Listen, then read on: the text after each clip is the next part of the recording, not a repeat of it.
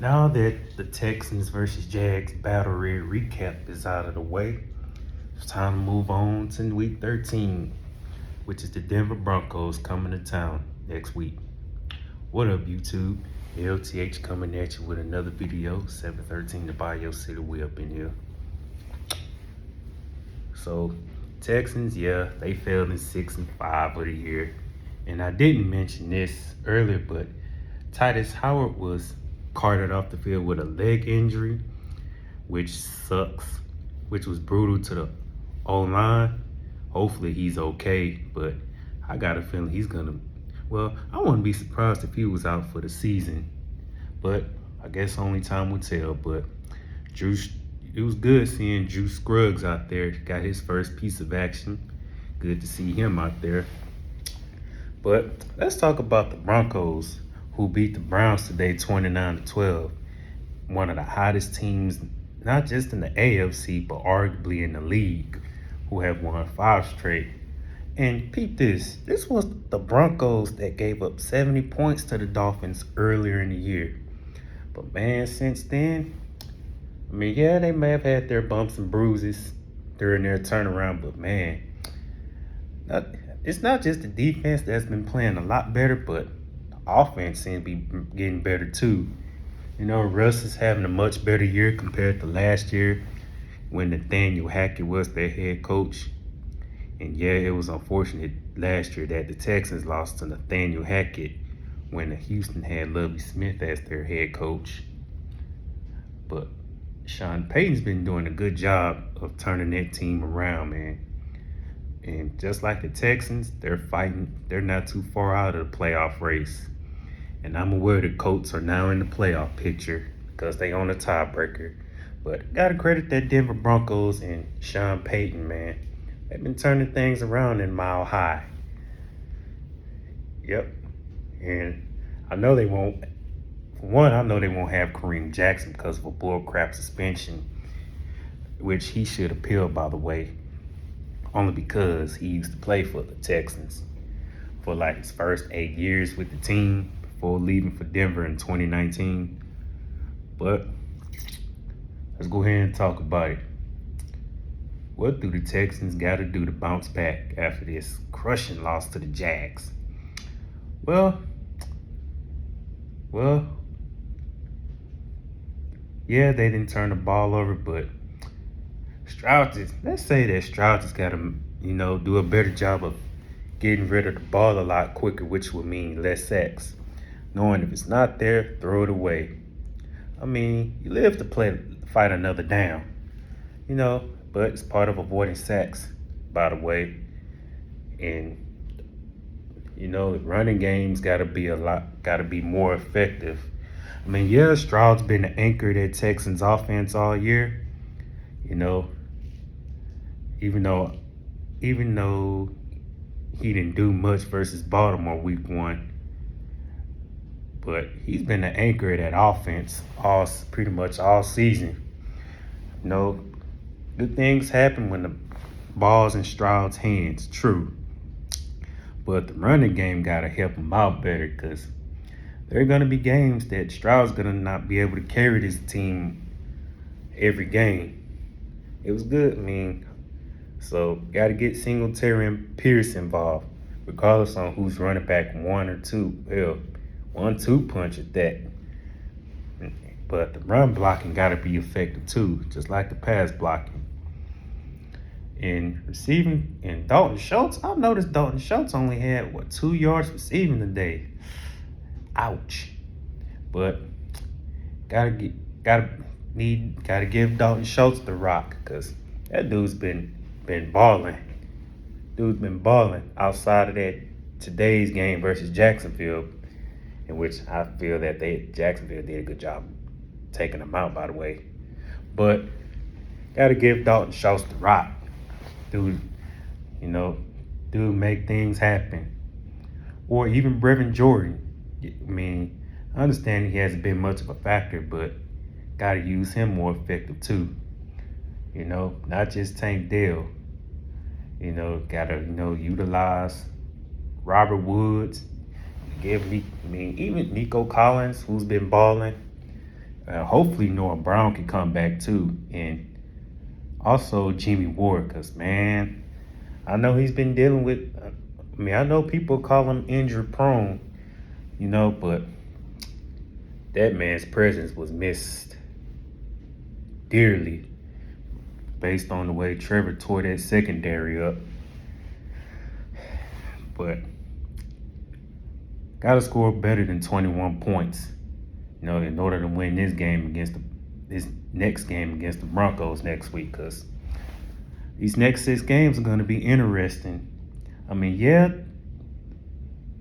they are winnable and whatnot, but not to mention these next 6 games aren't guaranteed to be a cakewalk, because 3 division games left, which is our next one in week 15 versus the Titans, in which the Titans are going to be rocking their Oilers uniforms, which are badass. And then week 17 in Houston, and then week 18 versus Indy, while the non-division games are going to be against Denver, which is next week, the Jets in 2 weeks, and then the Browns on Christmas Eve. The Browns got a good D, but I don't want to look too far ahead, one game at a time. And Jacksonville got a pretty much favorite schedule as well. Only tough game they have now is the Ravens. I can see the Jaguars winning that division. Unless they somehow, cough up 2 or 3 games, hey, they pretty much got that division wrapped up.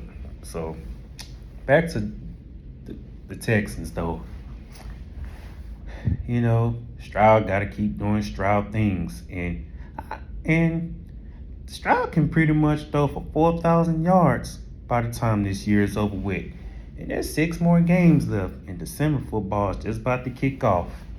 It's about to get real. Favorite time of the season, December football, when teams are gonna play spoiler. Teams that ain't got nothing to lose gonna play spoiler. Can be pretty dangerous too. So it's a must that Houston must handle business 1 game at a time. Starts with the Broncos next week. And on the defensive side, and like I say, hope Jimmy Ward comes back, which will be huge. Because man, because of the Texans not getting a single sack, I need to see some sacks next week. I'm sorry. Because especially playing against Russell Wilson, who's 4-0 against the Texans all time, dating back to his Seahawks days. Beat them in 2013, 17, 21, and then last year, his first year with Denver. In the game that Denver was giving away the game, but the Texans didn't want that game.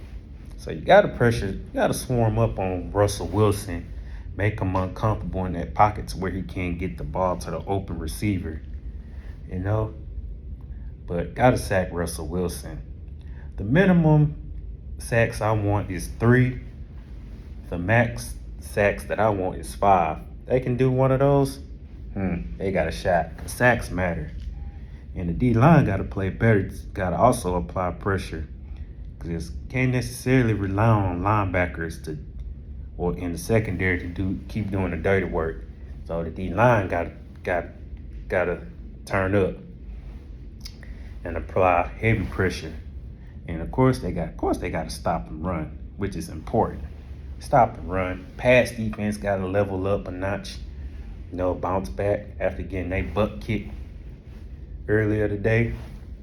And of course, shout out to Derek Stingley, back-to-back weeks with an INT. But got to force turnovers in order to have a chance. Especially if they get short field, got to capitalize and score points. Sustain drives, finish drives. Like I say, field goals are good, but need more TDs than field goals. You won't win every game with field goals, especially no matter who the opponent is. And I could care less about the officiating, but you know, be disciplined and avoid dumb penalties. That's how they can score an opportunity to move up to 7-5 next week. And I know he missed that 58-yard game time field goal. I mean, the accuracy was there, but it was just short. But Amendola got to do his thing on special teams too, putting field goals on the board, but touchdowns are more important than any field goal. So, got to stop and run, limit the big plays. They got Jerry Jeudy, Cortland Sutton, KJ Hamlin, and they got in the duck. Broncos got some pretty good talent on defense too. I ain't gonna lie. Caleb Stearns, from the University of Texas is one of them.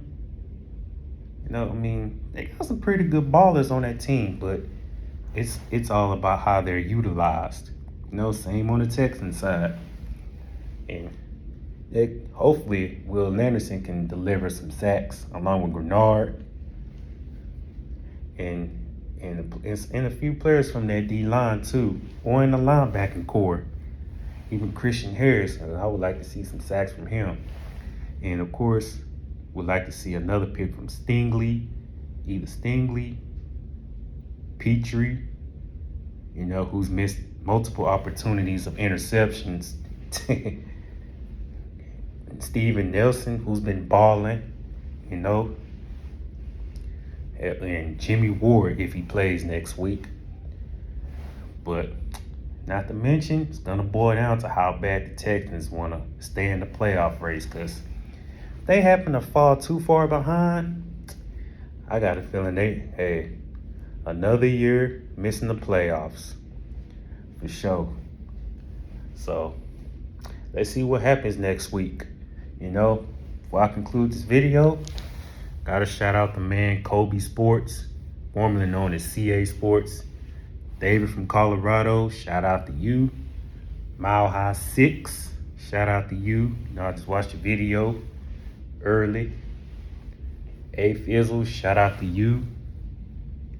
Savage Selves and Nettos, shout out to you.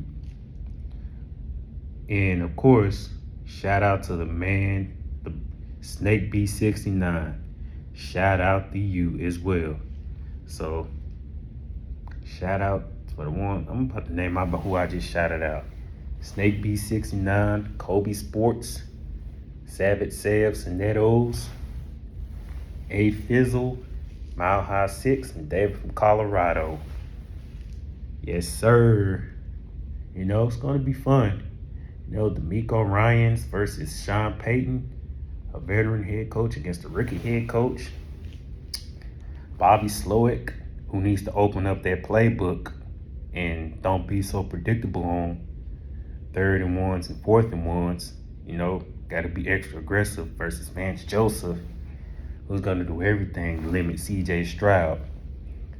But as long as that pocket awareness of Stroud is there and good decision making, there's no excuse to how Stroud and that offense don't move the ball effectively. So, hopefully Jimmy Ward comes back at full strength. And, it will be nice. So, there you have it. Never too early for a Texans versus Broncos preview video.